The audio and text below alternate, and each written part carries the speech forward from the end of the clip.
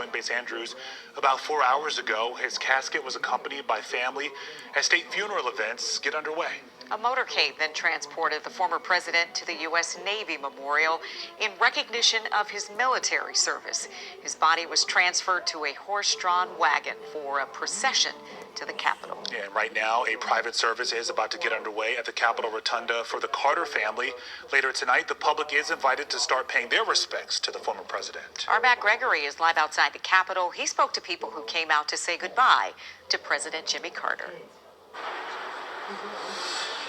Hey, good evening, guys. Well, right now at this hour, while that private ceremony is starting to wrap up, we're beginning to see more people coming here to, we're on East Capitol Street, the east side of the Capitol building.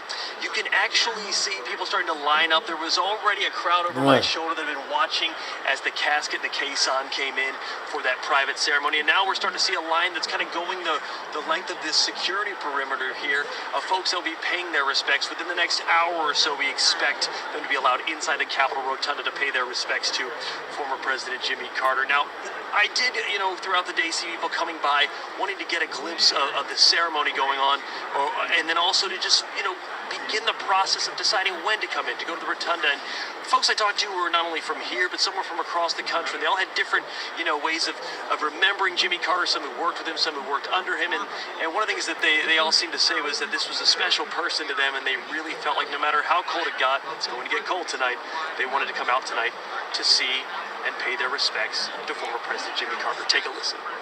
I flew in from Atlanta, Georgia this morning. What a good guy.